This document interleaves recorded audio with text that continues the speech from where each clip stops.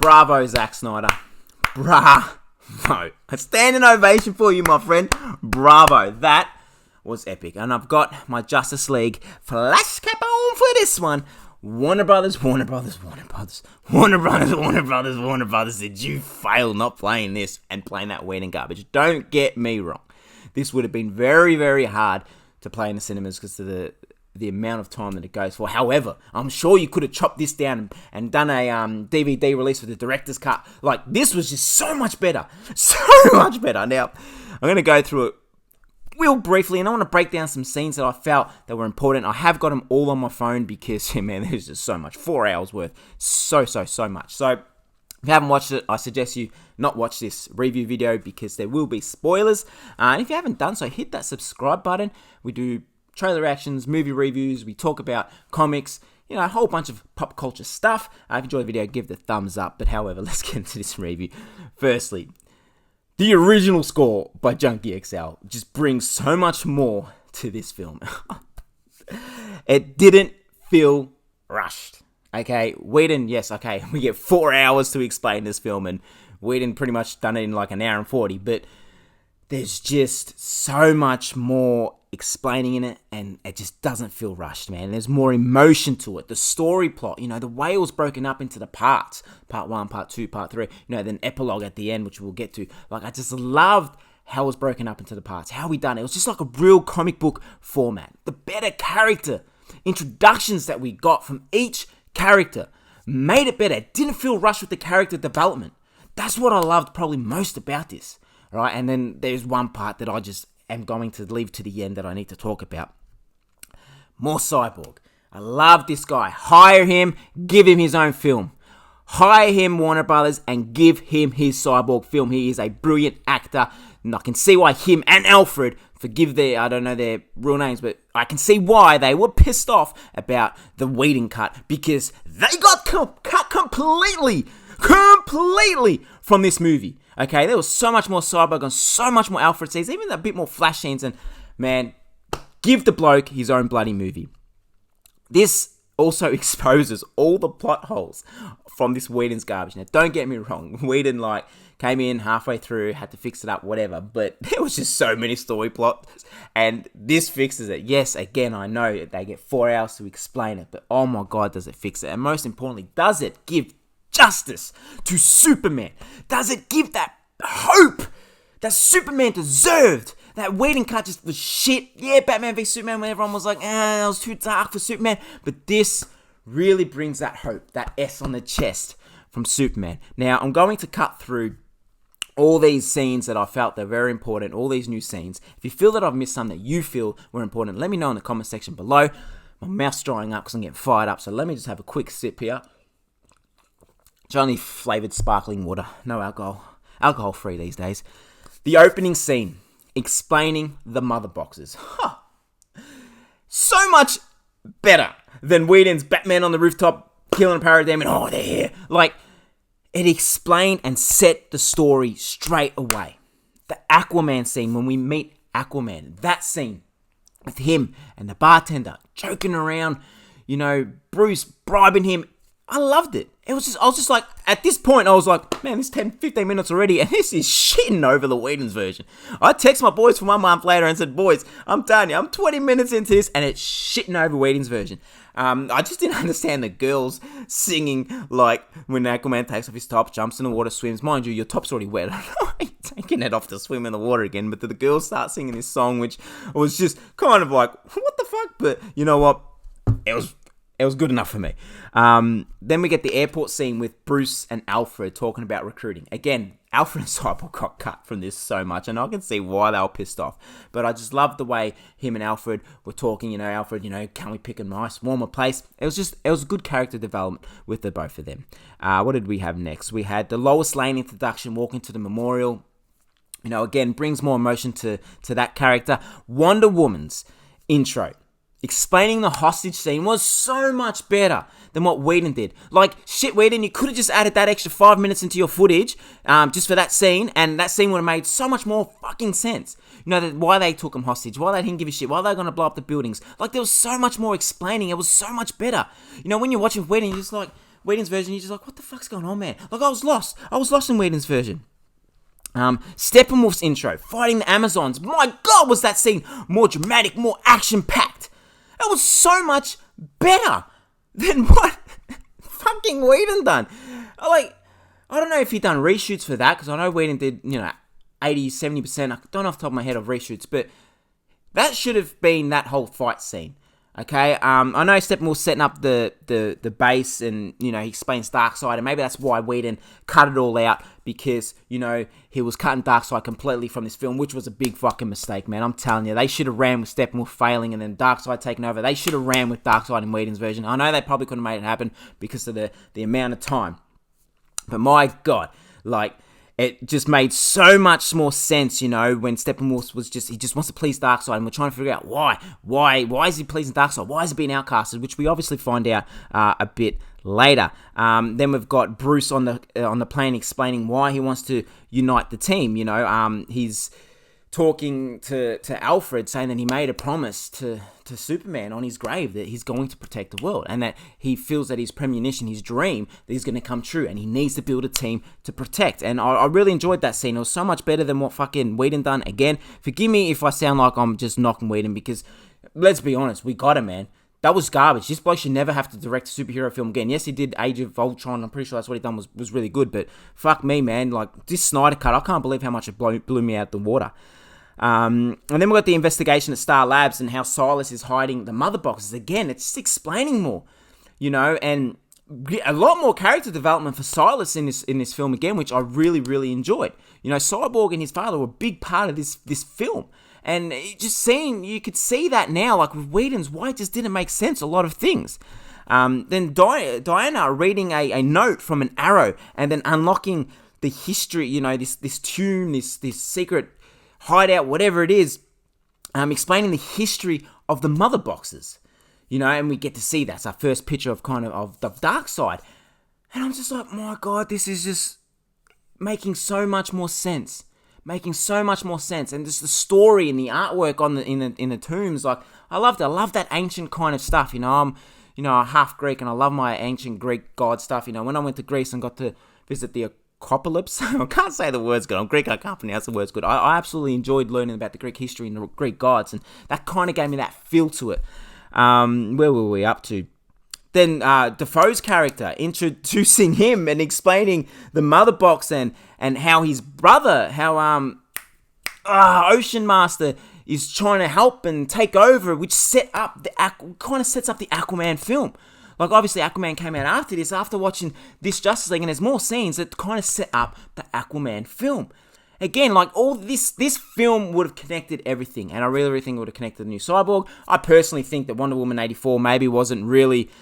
I think the next Wonder Woman was meant to take up after this, but I think they changed their mind and changed it to 84. That's just me going by, just thinking outside the box. Steppenwolf taking the world in his name after betraying Darkseid. So we find out that he betrays Darkseid. Steppenwolf's made a promise that he's going to take over this world and make it up to Darkseid. Again, like, you're getting another beautiful story there that you could really set up, like an Apocalypse, New Gods kind of fucking film as well, which they have said that it was getting made. They could have made one of these films and have, how he portrays Darkseid in it. That to me would have been really good. Then Diana explaining the invasion from a young, naive Darkseid. Like, when he came and tried to take on, that was the most epic. That way better than what Whedon done with his flashback scene. This was superb. Like the Green Lantern, just like with the Greek gods, the Amazons, like the whole fight scene, and how they put the fucking axe into Darkseid's shoulder, and how he retreated. And I was just like, oh my God, like, just seeing that, like, that young kind of version of Darkseid was just fucking epic, man. Epic. Darkseid is like one of my favorite fucking villains in the comics, and I'm so happy at the end of that Infinite Frontier that they introduced him into it. So I'm hoping we get more of him back into the comics.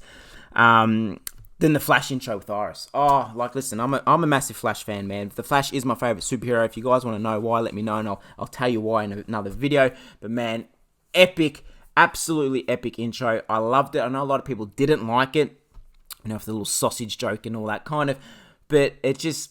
I enjoyed it, and I was a bit iffy about the casting for the Flash and, Iris and all that. But you know what? Now I'm just like, I could really go with this. And I hope in Flashpoint that we do get this Iris, and I hope we do get a better story with the Flash. Steppenwolf decides, he reads the Atlantean mind, like this device. He's got this device that can read the minds. Again, so much better than, I don't think we even had that in his original, so I'm not too sure, but I love that whole mind control thing that he had that tells him where the mother boxes were, and then he goes and gets the mother boxes. Cyborg's intro, reminiscing about the football, how he hacked the grades for his mate, just showing you that he's a good bloke.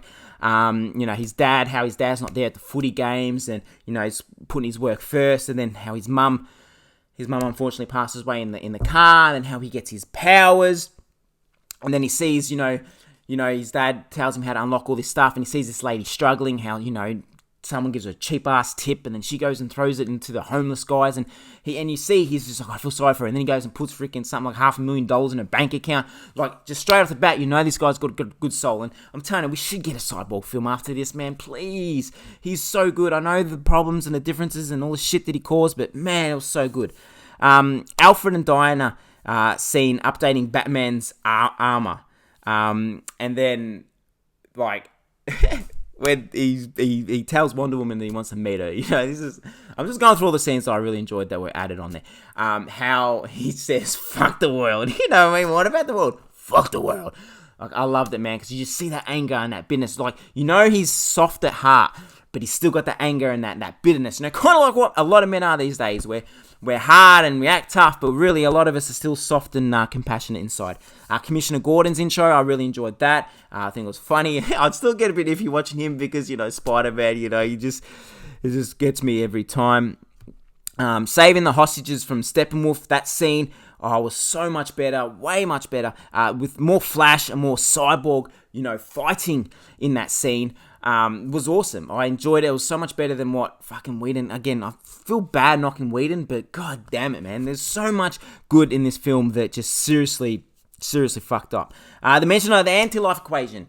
Explaining how the mother boxes of Earth came into the hands of Silas, how it was from the Nazi era and all that kind of stuff, and then how they thought to themselves, shit, this could bring back Superman to life. Again, bringing back Superman to life was so much better than what they'd done. They actually all agreed on it with this one. They all said, yep, let's do it. If it's going to work, let's do it. Whedon kind of made it a bit of a, hostility between them all. Again, I didn't like that.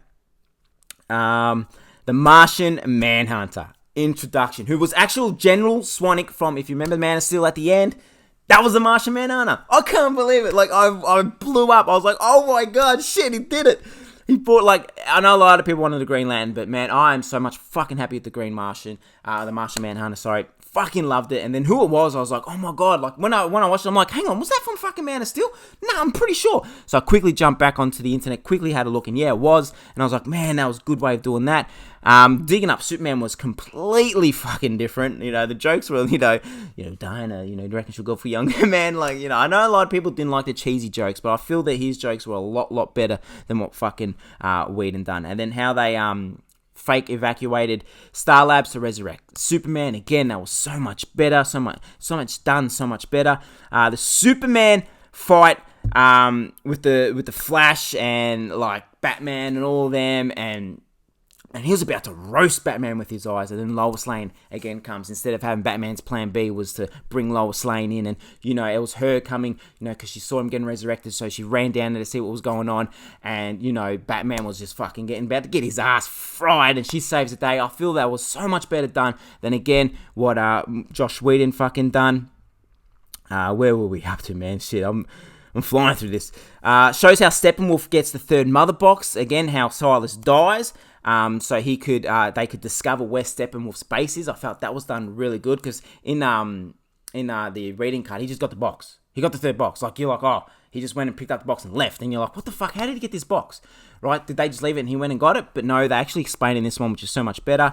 Superman goes back into his ship, and you get the voices from his Kryptonian dad and his Earth father, and then we get the black suit breaking into Steppenwolf's base, and that fighting scene was so much more fucking epic, so much better than the Alfred and Superman scene that everyone was saying, oh, Supergirl back in the days when the trailer first came out. That was so much better.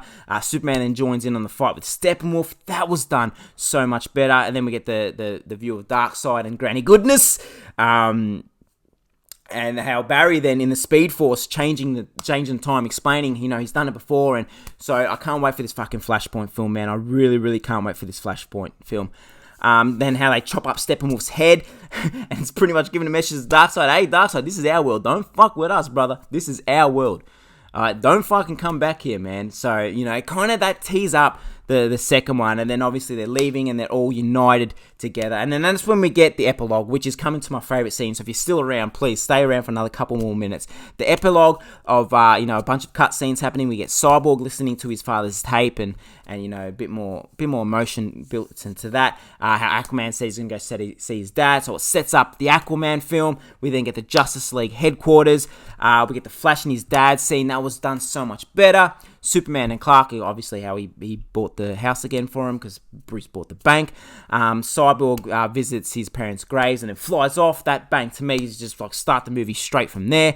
The Bat Tank, we get the Wonder Woman thinking about Steve. That was really good. Flash running through the city and just looking at everything. Clark becoming Superman in the black suit when he's run down the alleyway, he pulls it out and he's wearing his black suit. So I hope if they redo a Man of Steel, like another Man of Steel 2, I hope it's all in black suit. That would be fucking, that would be sick. Luther escapes Arkham and is on the ship with my boy, my favorite villain, Deathstroke. Oh, man, fucking, I would love a Batman. After watching this, I want a Batman and Deathstroke film, man. I really, really fucking do. Luther exposes Bruce Wayne's name as Batman and Deathstroke's like, yeah, sweet, I'm getting on this shit. Like, fuck, man. How Luther got it? Oh, he knew it in the first one, didn't he? I'm pretty sure he knew it in Batman v Superman, man. Sorry, my brain's just fucking fried right now. Who have you ever loved? Like, we get to the future Flash, like the dream scene sequence. We finally got that, and I'm happy they left it this to the end. And Deathstroke goes to him. Who have you ever loved? And then was it that? Was it? I can't remember who said, I'm sorry, forgive me if I was wrong. And then the Joker appears. I'm going to cop heat from this from a lot of people and I fucking know it. But let me just say this. Hands down, the greatest scene on TV screen, movie screen, whatever you want to call it, of the Joker and Batman. The dialogue that these two have. And how Harley wants Batman to kill Joker slowly if he ever gets a chance. Like, we're getting some kind of, like, Injustice. If you read the comic Injustice film by my boy, Tom Taylor. That scene with Jared Leto. I really want to see another Batman film with Jared Leto. And I want him as a Joker. And I want Deathstroke in it too. But Jared Leto really done justice to this fucking Joker character. A lot of people gave him shit. Yes, it's 40-second, whatever, maybe a minute or two. But it done justice, man. I loved it. It was probably my favorite scene in the whole movie. Right at the end, he left the best for last to me. And then the bad Superman appears, and Bruce Wayne wakes up. Bruce and the Martian Manhunter then talk about finding the anti-life equation, and then obviously the film ends, setting it up for a second one, which I hope we get. Bring back the fucking Snyderverse. Let's be honest. Bring it back. I was always one of those people like, this is never going to come out. I really doubt it's going to come out. But it did. It did. And now I've pushed out, in nearly 19 minutes, I've pushed out a 4-hour review. But what were your thoughts? Did you enjoy it? Did you like it? Did you hate it? Did you think it was over the top? I know 4 hours was really long. I'm happy it was at home. Then I could go to the toilet a couple of times, make something to eat quickly. I did get up like 6 in the morning to watch this. But my God, the Joker scene, Jared Leto, was my favourite. Hands down, I want to see him back as a Joker. I know he probably isn't now because he's doing Morbius and he's then going to get introduced into the MCU. But fuck me, Warner Brothers. You done fucked up. You fucked up, Warner Brothers. You really did fuck up. Alright? Bring us the Snyderverse. I don't give a fuck if it's on HBO Max or bring it out in the cinemas. I don't care. Bring us the Snyderverse. Now, I know about the rumours and the told that, at the end of his whole Snyderverse, Jonathan Kent becomes Batman or something like that. And, we see actually the pregnancy test in Lois Lane's side draw. But I want a second film with Darkseid and they fight fucking Darkseid. I then want an Injustice film. I don't give a fuck. That is what I want to see. I want to see that dream sequence come to life. I want to see that happen. I want to see that. But again, what did you guys think? And I'm going to end it right there. I hope you enjoyed the video. If you haven't done so, hit the subscribe button. If you enjoyed the video, give it the thumbs up. Thank you for watching Talking Pop Culture. I've also got an Instagram if you want to jump over there at Talking Pop Culture, where I do daily reviews of comics, movies, and the shows. I'm about to go watch The Falcon and Winter Soldier now because I've got my podcast, my boys, 1 month later tomorrow, where we're going to review that. I'll throw my review segment of that part on my channel as well. So be sure to head over to 1 month later, give them a hook up, hit subscribe. Thank you guys once again for watching. I'm jacked. I'm so happy. Bring it out on DVD because I don't want to keep watching on a streaming service. I love to buy the DVDs. I've got the Joshua Whedon DVD, unfortunately, but so give me the DVD. Thanks for watching, guys. I appreciate it, and I'll speak to you soon. Peace.